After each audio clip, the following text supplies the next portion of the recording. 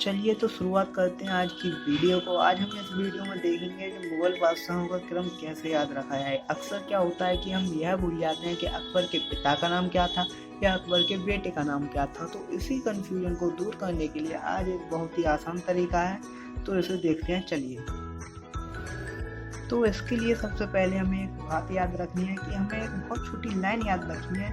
बहुत से शेर अब भी जहां में हैं शाहजहां औरंगजेब की तरह। बहुत से शेर अब भी जहां में हैं शाहजहां औरंगजेब की तरह। तो हमें क्या करना है, बस इस लाइन को लिख लेना है। तो चलिए हम इसको लिखते हैं। बहुत से शेर, बहुत से शेर अब भी जहां में हैं, अब भी जहां में हैं शाहजहां औरंगजेब की तरह, औरंगजेब की तरह। तो ये हमारी बस एक लाइन है, इसको हमें याद रखना है। बहुत से शेर अब भी जहां में हैं शाहजहां औरंगजेब की तरह। तो इसी से हम अपनी ट्रिक की शुरुआत करते हैं। तो सबसे पहले हम इसमें लिखेंगे बहुत से शेर अब भी जहां में हैं शाहजहां औरंगजेब की तरह। इसमें सबसे पहले चलिए तो सबसे पहले शुरुआत करते हैं हम अपने तरीके की। बा से हो गया हमारा बाबर, इसके बाद हो गया हु से हो गया हमारा हुमायूं, हुमायूं के बाद आता है हमारा शेर शाह यानी शेर, शेर शाह सूरी। इसके बाद आता है आ से हमारा अकबर, अकबर के बाद आता है हमारा जहां, जहां से हुआ हमारा जहांगीर, जहांगीर के बाद आता है शाहजहां, शाहजहां के बाद आता है हमारा औरंगजेब, औरंगजेब। तो इसमें हम क्या देखते हैं कि बाबर का बेटा हुमायूं, हुमायूं का बेटा अकबर, अकबर का बेटा जहांगीर, जहांगीर का बेटा शाहजहां, शाहजहां का बेटा औरंगजेब। अब हम शुरुआत करते हैं कि इनका राज्य कितने ईस्वी से कितने ईस्वी तक रहा। तो शुरुआत करते हैं ईस्वी। बाबर का राज्य 1526 ईस्वी से 1530 ईस्वी तक रहा, जो कि कुल मिलाकर 4 साल रहा। इसके बाद आता है हुमायूं। हुमायूं का साम्राज्य 1530 से 1540 और 1555 से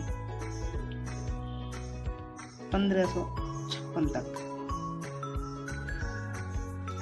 जो मिलाकर कुल 10 साल और 1 साल होता है, और 1 साल। इसके बाद आता है हमारा शेर शाह सूरी। ये जो शेर शाह सूरी है, ये बीच में सूरी साम्राज्य का था। तो इसके एक दो वंशज और थे, तो बीच में सूरी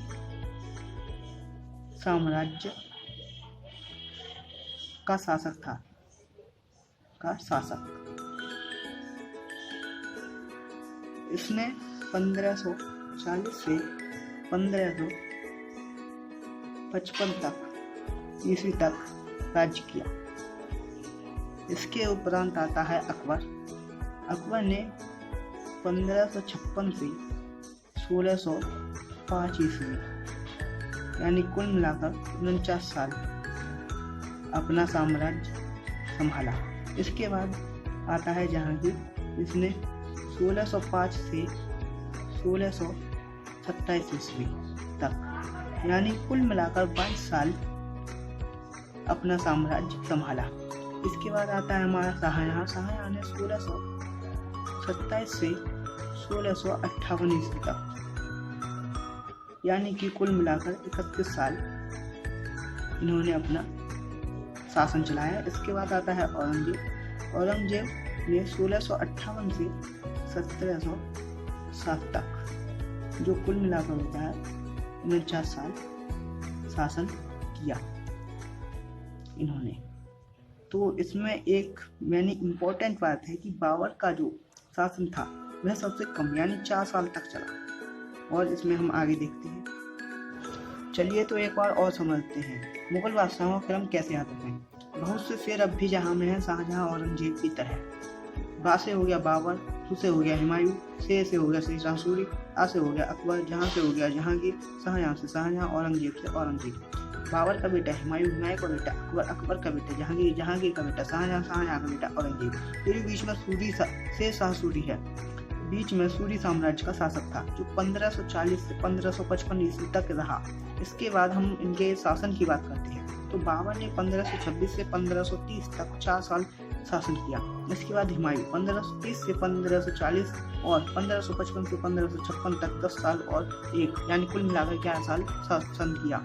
इसके बाद आता है हमारा शेरशाह सूरी, यह बीच में सूरी साम्राज्य का शासक था। अकबर ने 1556 से 1605 ईस्वी तक यानी 49 साल शासन किया।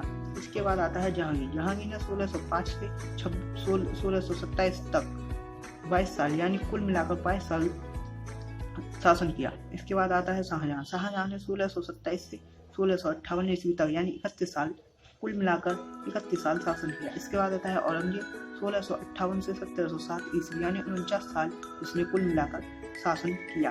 तो ये हैं बहुत ही महत्वपूर्ण पूछे जाने वाले मुगल बादशाहों का क्रम, यानी इसी में से संबंधित प्रश्न पूछे जाते हैं।